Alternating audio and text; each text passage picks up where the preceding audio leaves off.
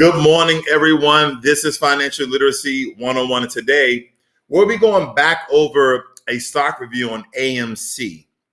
And the reason for that, I absolutely believe that AMC is a sell. If you have AMC in your portfolio, but also it's a buy for a put option, and you can make a lot of money. So we're going to break down AMC and why I believe that you should sell this stock. First and foremost, if you guys are not aware of what's going on, the pandemic has not slowed down. So that means that a lot of movie theaters are still doing social distancing, and some of them are even thinking about shutting down because they don't have a lot of butts in the seat, so to speak, in order for them to make any sort of money. So that's very, very pragmatic for that particular business. And you guys should be looking into make money. A lot of people are only trying to make money in an up market. But again, a lot of people make money in a down market. And the one way that you absolutely do that is with put options. But nonetheless, we're going to do a quick stock review, and we're going to get into some put options today, okay? All right. So here we go. This is AMC. For the past 5 years, they've been down 88%. And we understand that the percentages decrease depending on how they do today, yesterday, a month ago, 3 months ago, okay? So the last year, they've been down 67%. The last 3 months, 26%. I'm rounding up. The past month, 41%. The past week, they've been up 1.29%. And then today, they are down almost 12%. They slightly over 11.5%. This is very imperative to note because a lot of people, when they see red, they get scared. A lot of times they'll say, hey, you want to buy low. This is when the stock is low. And then you want to sell high. Let me outline this for you really quickly. So over the course of 5 years, let's look at when AMC was $34.95. Remarkable, right? But if you would have stayed in the stock over the years, there has been a downward trajectory of your depreciating in this one particular stock. And you will lost tremendous amounts of money. No question.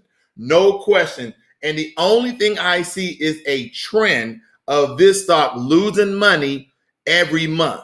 So again, if you have AMC, in my opinion, hopefully you don't lose as much money, but I don't see them bouncing back.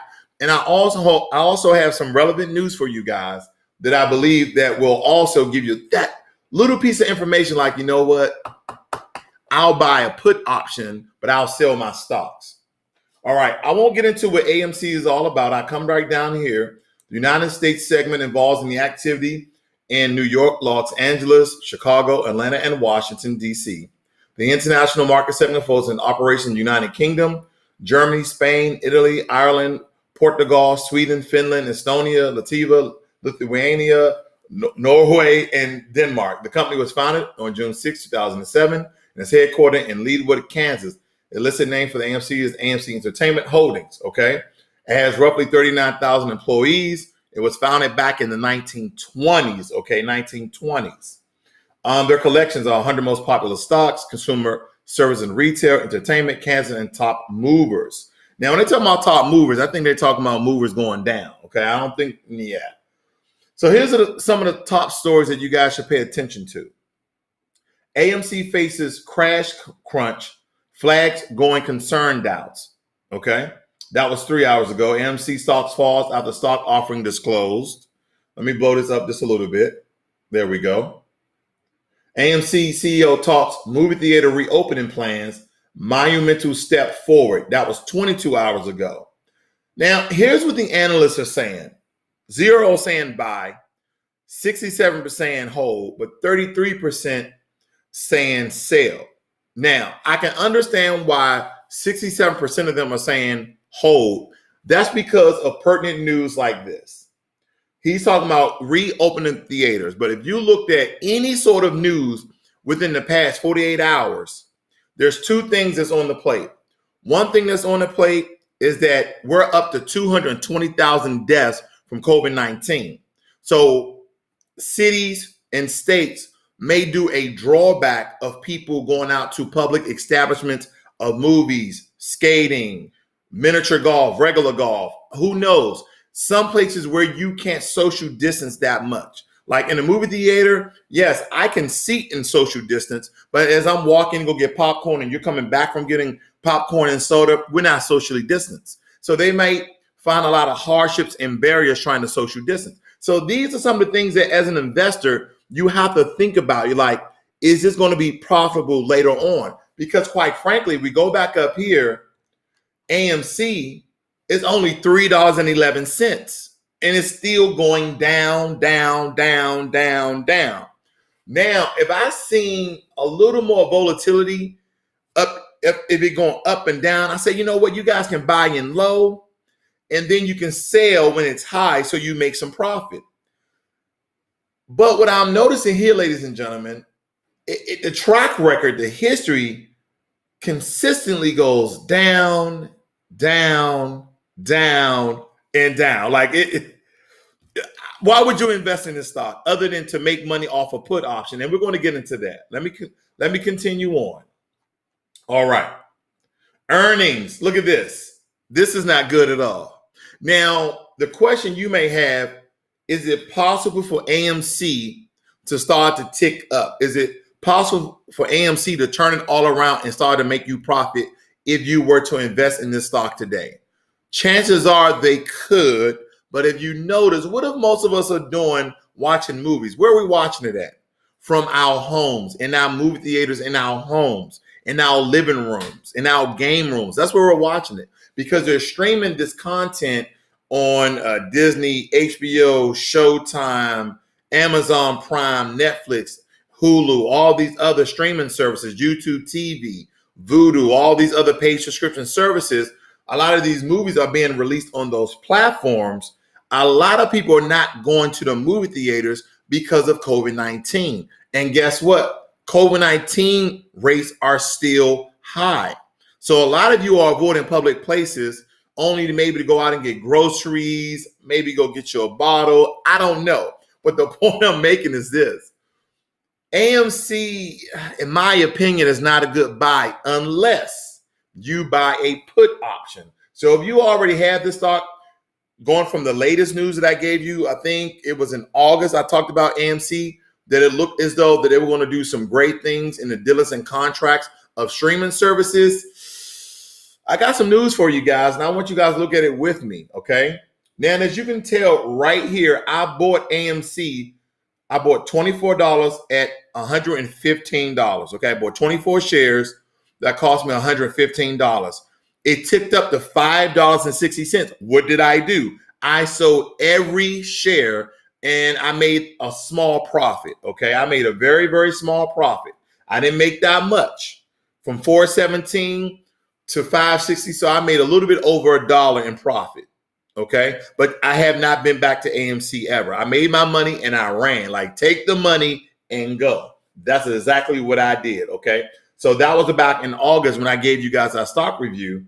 So as you can tell, it was August 11th when I bought it.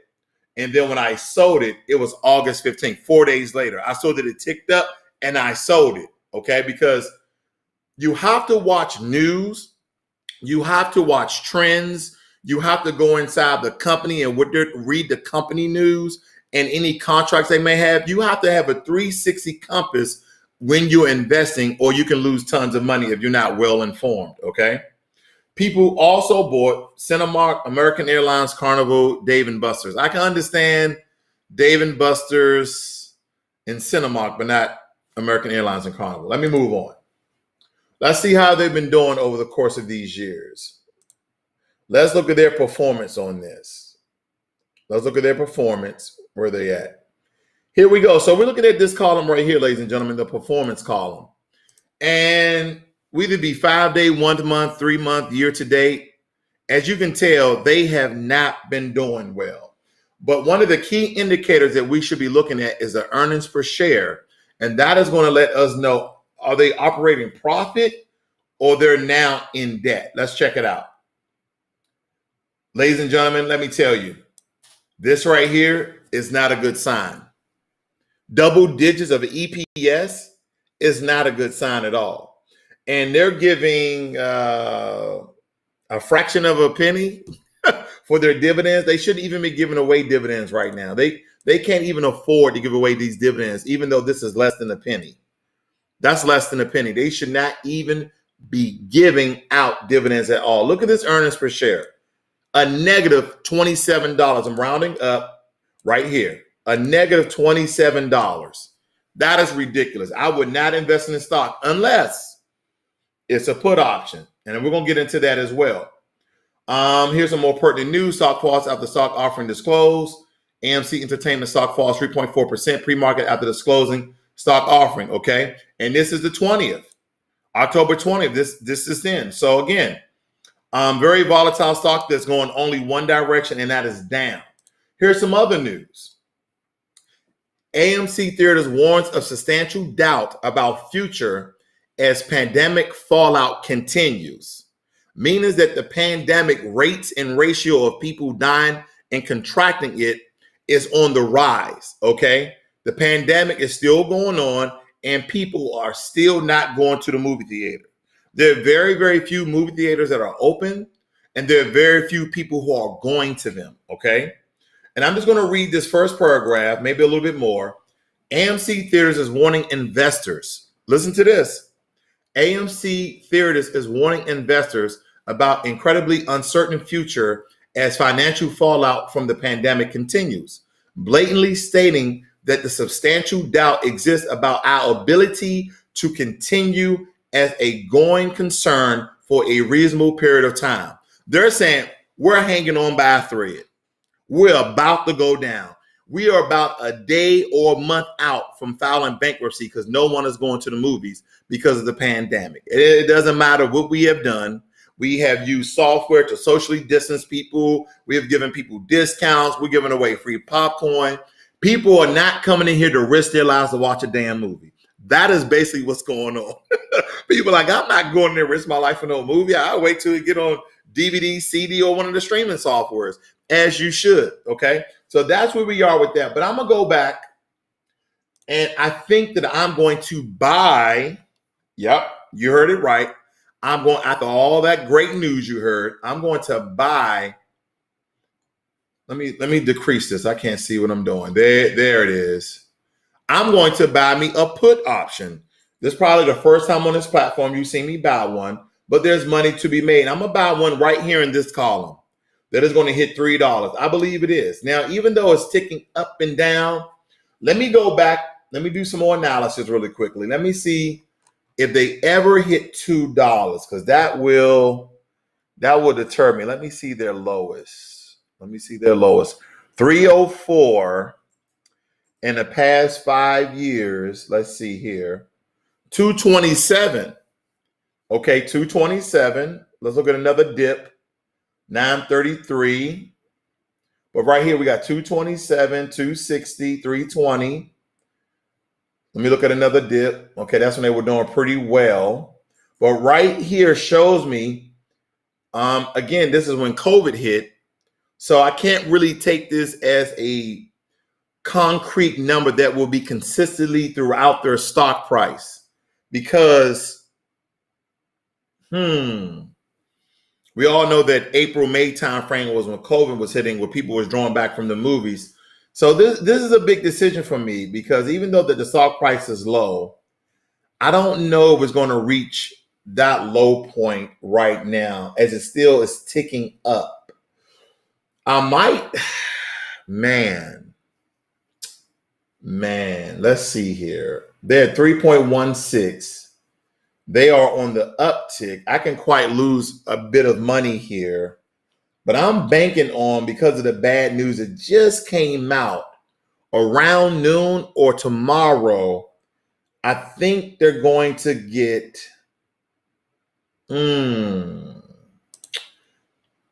see, the implied volatility is 141. That's pretty good, depending that I'm betting on the stock is going down. So let me go ahead and buy some put options at this particular price.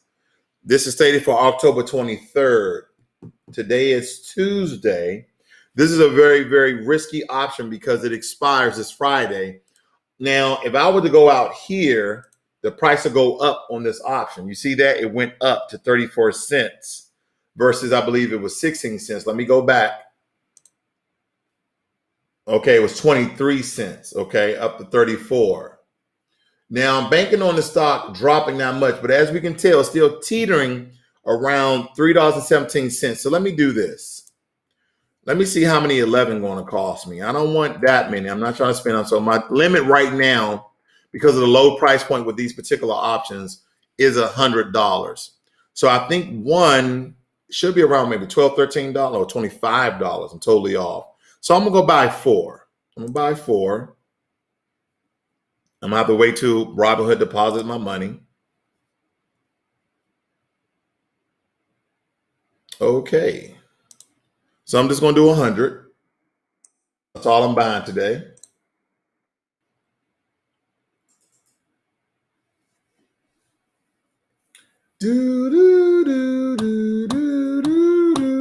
I assure you, ladies and gentlemen, it's not my internet. It's definitely Robinhood. I can tell you that. All right. So we got $100 buying power. We're buying at the strike price of $3 on a put option at a fraction of 25 cents. Good for the day. I want to put good until canceled. Okay, hold on. They didn't compute that. I don't want a good for the day. Hold on.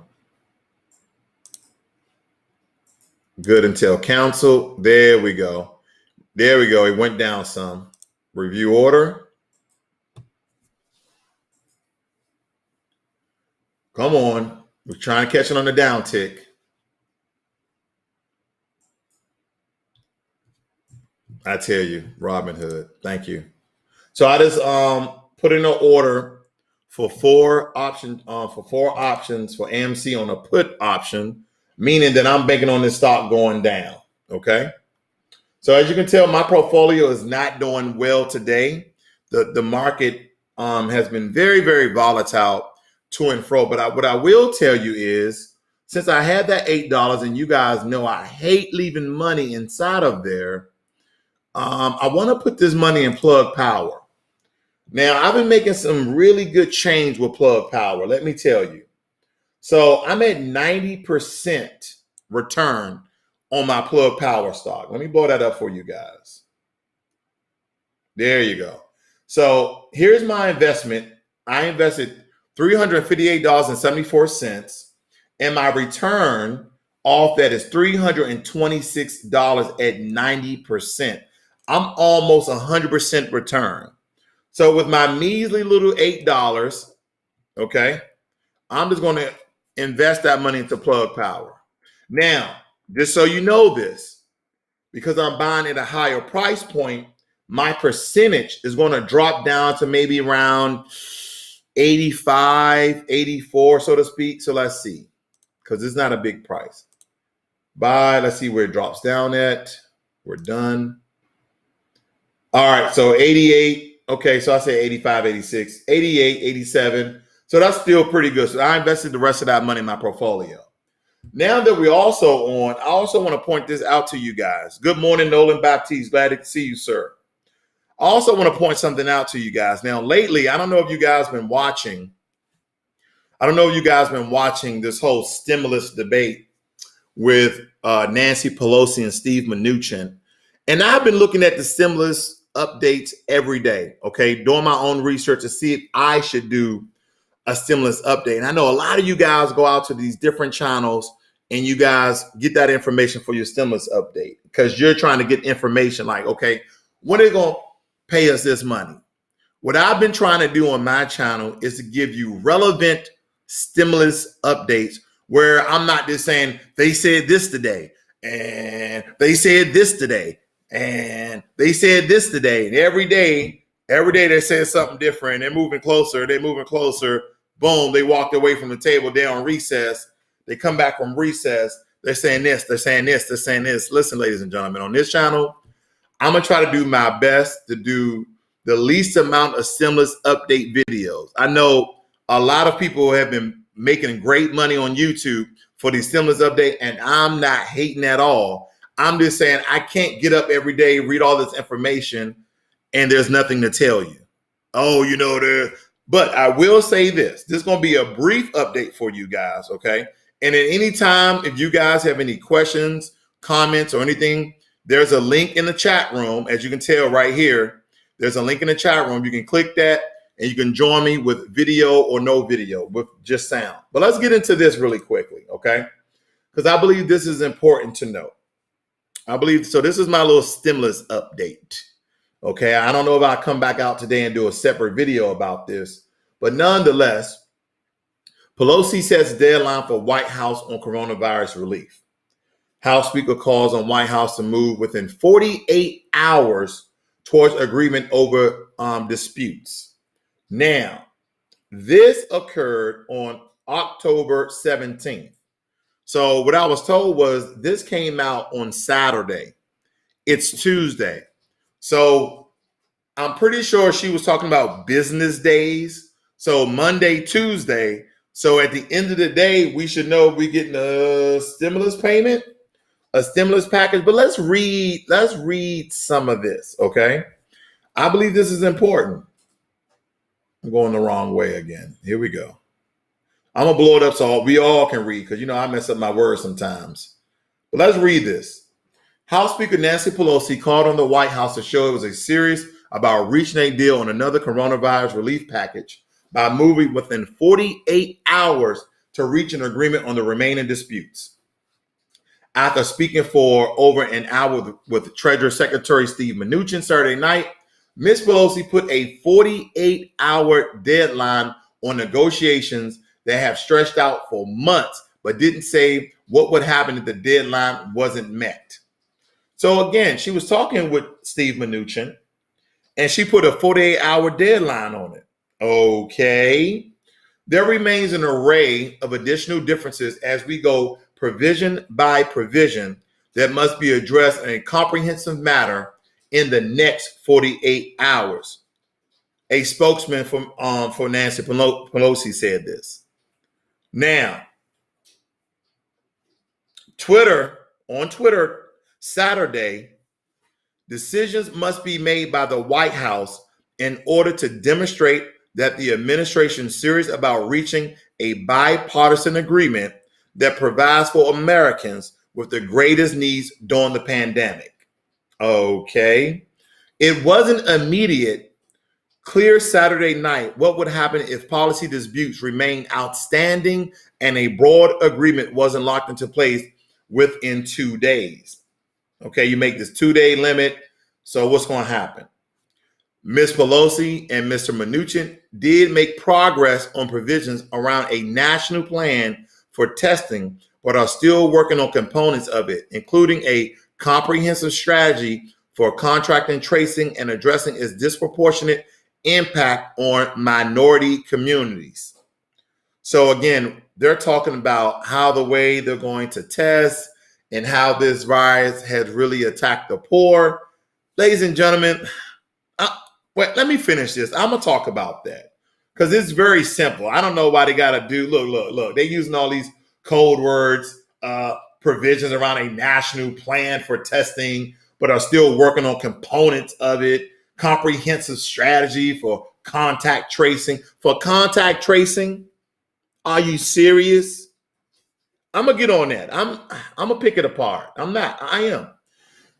The White House latest $1.88 trillion proposal had narrowed down the difference in overall spending with House Democrats, who passed $2.2 trillion relief bill earlier this month. Still, the two sides have remained entrenched in disagreements over significant policy issues, including how much funding to provide to state and local governments and whether to include legal protections for businesses and other entities operating during the pandemic. Yeah, you need to do that. There's a lot of people with personal business, small businesses, and regular business who have not only lost their jobs, but they have lost their houses, they lost where they lived at. Some people have lost their family. They had to split up their family because of this. So why are we even talking about this? Yes, it needs to be part of the bill, if there is a bill, or if there's just, again, flapping your gums, waiting for your candidate, Steve Mnuchin, Donald Trump, Nancy Pelosi, Joe Biden, for one of your candidates to get elected. Does it really matter? The American people need some of this money. I digress. President Trump, after stopping the negotiation earlier this month, has recently made clear he wants to reach a bipartisan agreement and will support a package even larger than the latest $1.88 trillion proposal for the administration. I'm ready to sign a big, beautiful stimulus package, Mr. Trump said in an NBC town hall Thursday night. But even if Nancy Pelosi and Mr. Mnuchin are able to reach an agreement, many Senate Republicans have said they are opposed to spending close to $2 trillion on another relief package. And if it's unclear, Mr. Trump will be able to persuade enough of them to support it. And they go on about blah, blah, blah, what's going to be in the bill, roughly $500 billion relief bill, a $670 billion federal initiative provides forgivable government-backed loans to small businesses, grappling with the economic fallout of the pandemic. Authorization for the PPP expired in August with roughly $130 billion of the funds left over. See, what a lot of you probably don't know, I've been reading numerous of stories of how much money is still left over from the CARES Act that we received months ago, okay? And I'm like, I keep hearing all this money left over. Where the freak is this money at? Where the funk is this money? Like, oh, there's $130 billion left over. Let me tell you something. If I have $130 billion, it would not be leftovers. Okay, that's how do you, as a government, say, yeah, there's $130 billion left over from the PPP program that ended back in August? Is people out here homeless, starving, don't have utilities on, and you're talking about you have $130 billion left over?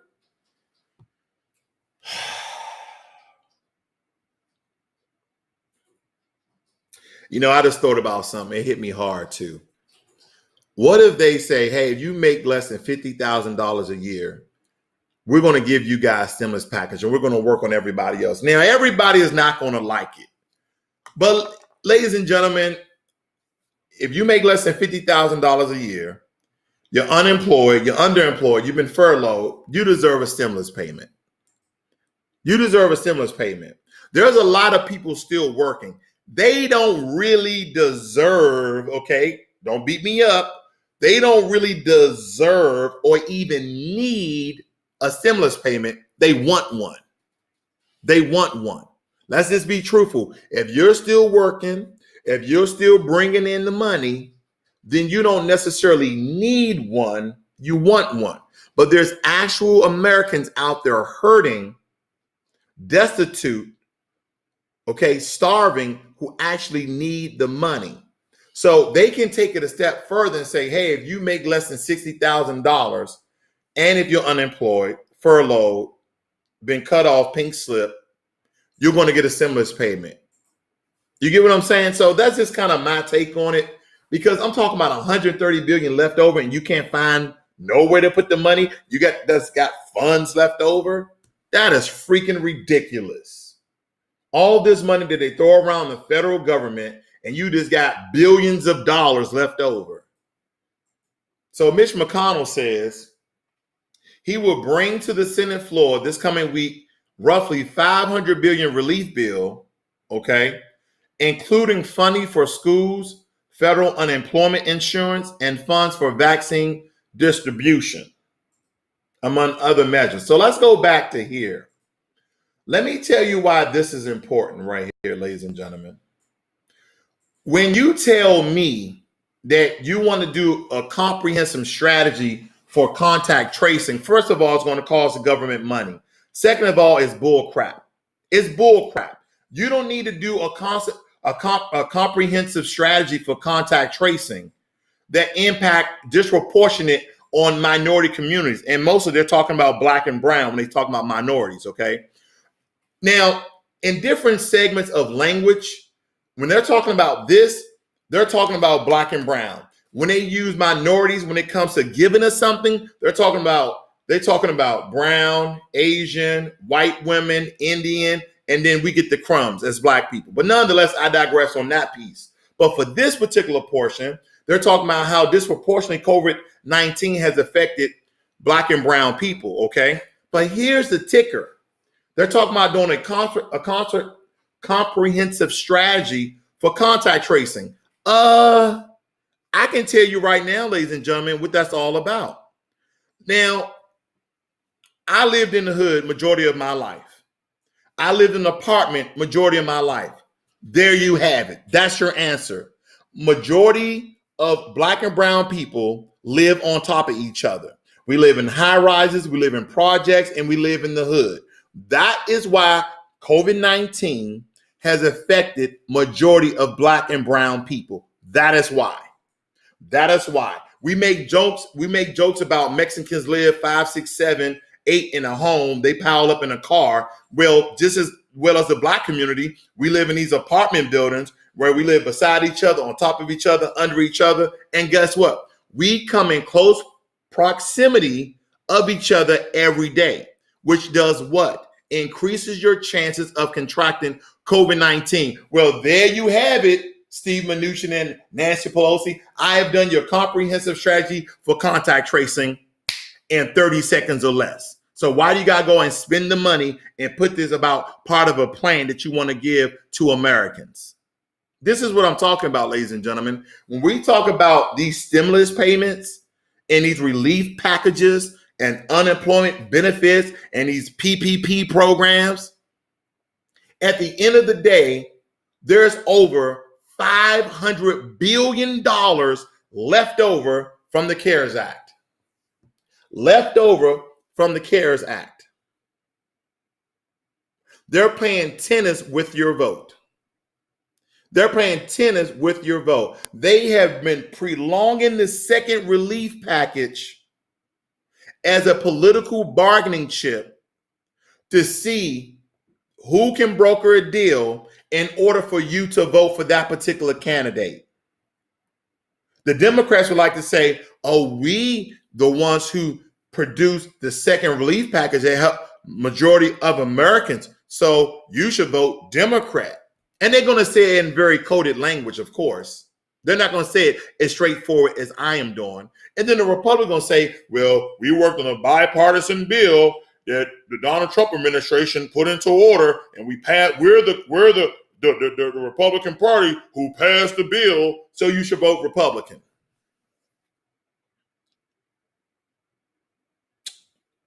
They're playing tennis with your vote, if you're voting.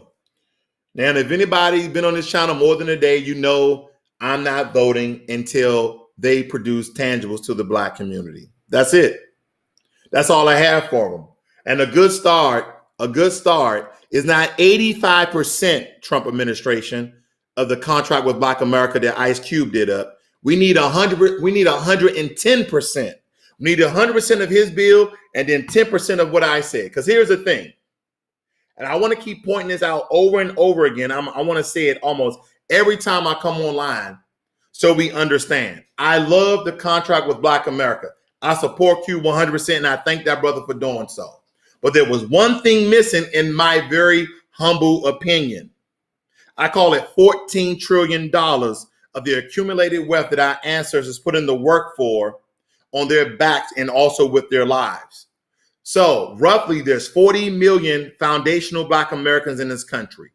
Okay, maybe 35 or 40 million. So if I tally up and I do my math, each one of us supposed to get a check, money, for $350,000. So you go ahead and you divide 14 trillion by 40 million people, and you'll get 350,000 that's supposed to be in your bank account. And we're talking about closing the wealth gap.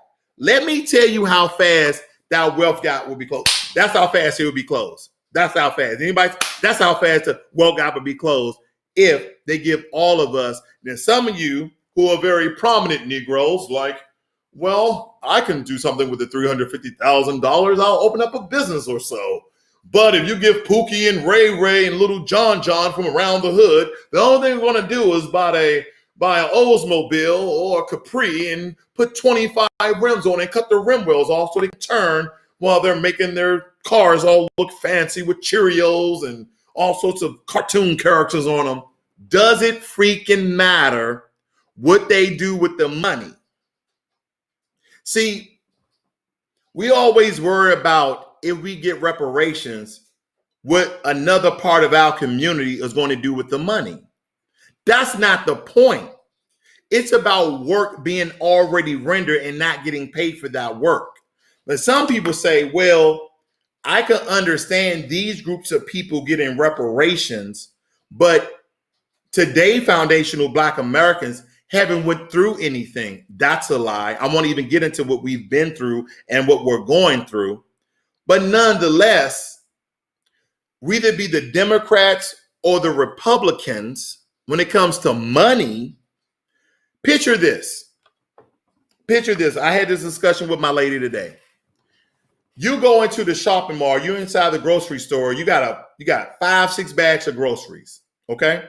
You go up inside the grocery line and they ring it up. They say, we're going to give you these groceries after we closed. You're like, what are you talking about? It's like, I want the groceries. Like, I'm going to give you this. I'm going to give you money. You give me my groceries. Like, no. You give us your money. We'll give you the groceries once we close. And see, that's what we need to understand. We need to make this thing very down to earth in layman terms. This is what the Democrats and Republicans are doing. They're saying, Black America, we want you to come out and vote for us before we offer you anything. The Democratic Party told Ice Cube, hey, we're going to talk to you after the election, but go ahead and have Black people to vote for us. Because, we don't have people in the Senate. We don't have people in the House. Listen, every presidential candidate has done what? They went up on these town halls, they go up on these debates, and they promise the American people tangibles. They said, we're going to increase school funding. We're going to increase health care. We're going to crack down on drugs. They tell you all these promises in the first 100 days. Anybody ever heard that? We're going to do this in the first 100 days. I know you heard that, but they would like for Black Americans to go out and vote in droves. They would like to go out in crowds and go vote for one political party when they have offered us nothing. We're going to talk to you after the election if we win or lose. No, that's not how presidencies are ran. When you're up on there on a podium, you tell particular groups what you're going to do for them. And we're going to make it easier for illegal immigrants to be naturalized. That's for immigrants. What about for the Black community? That is the issues and problems that plague our community because, and I see it and I hear it all the time. We don't vote for our benefit. When I mean I mean foundational Black Americans. We do not vote for our benefit. We vote for one cause. Well, without that education reform, my sister's uncle, brother, cousin wouldn't have went to school. That's one person. What if there was a Black agenda that included that? Because we understand that this all boils down to two things: tangibles and justice. Black people need justice and empowerment, and we also need tangibles. That's something we can do to lessen the wealth gap in this country. Whites are 20 times richer. Listen to this. Whites are 20 times richer than we are. And I don't even want to get into Asians. They're even richer than whites are. But the struggle has always been against white and Black. It has nothing to do with the people. It has everything to do with the economy and economics. What do I mean by that? When you really break it down, you know how you shut Black people up? You know how you even the playing field, so to speak? You sign a contract with Black America and you give every Black American $350,000. That's how you'll shut me up. That's how they'll shut you up. And at the end of the day, ladies and gentlemen, I'm gonna tell you, I don't care who gives me tangibles. The Democratic Party, the Republican Party, the Independent Party, who's ever offering us hard-nosed, real tangibles, that is who I'm voting for. I don't care if it's Joe Biden. I don't care if it's Donald Trump administration. I'm voting for the candidate who is giving me tangibles. But guess what, ladies and gentlemen? That has to be in a promise. That has to be an executive order, because they can say anything to us. You know what? You guys have a really good point. You guys been really done bad. Your ancestors, you're still getting killed in the street by police. You know what? We're going to give you guys your contract with Black America, and we're going to give everybody $150,000. How does that sound? I'll take $150,000. I know you would too. But here's the point. They continue to pander us, and they continue to divide us. They like to divide us in not only economic classes, but also educational levels.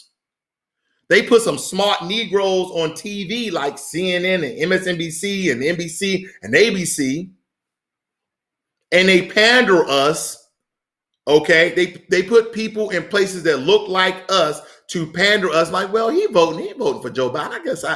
I guess I can vote for Joe Biden. But no one, and see, here's what they tell about, oh, well, you know, Donald Trump back in the 70s, he discriminated against Black people. He didn't want to rent to Black people. Okay, what about Joe Biden back in the 70s, where he blatantly said he didn't want his kids to ride the bus with minorities, to ride the bus with Black people? See, here's the thing. When you guys are listening, you have two ears. You have two ears. The problem is the Democratic Party will only want you to hear one thing. The Republican Party wants you to hear one thing. I'm asking you to do this. Hear both of them and go do your research in history on both candidates. Both of them are in support and are white supremacists. I am not labeling them. I am not defaming their character. I'm basing my words off their actions. I'm basing my words off their actions. Look at 1986. Go Google Joe Biden in the 1986 drug bill. Who does it target? Or you can do what everybody knows about this one, the 1994 crime bill. See, the thing is that we want to go back in time and we want to talk about Donald Trump, right? He only became president in 2016. So he had some discriminatory practices of not renting to Black people. He had that Central Park 5 calling for the execution and death penalty for them. And then we fast forward some inflammatory and racial bias talks, okay, and belittling Black people, okay. But if I really do my research, since he's been in the presidency, he has done no laws that really increase discrimination of Black people.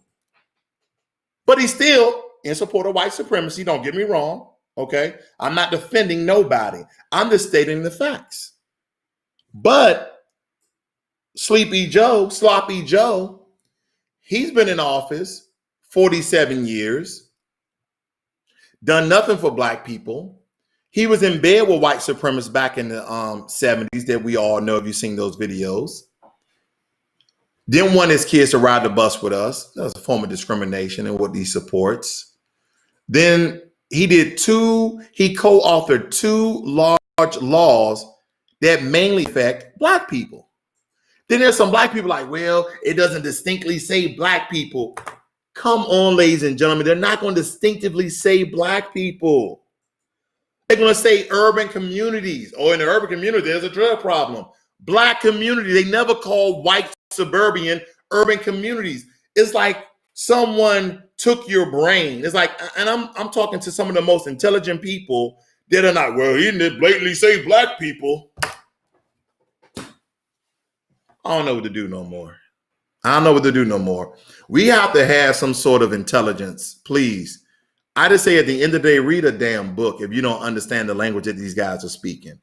They're speaking straight as they possibly can.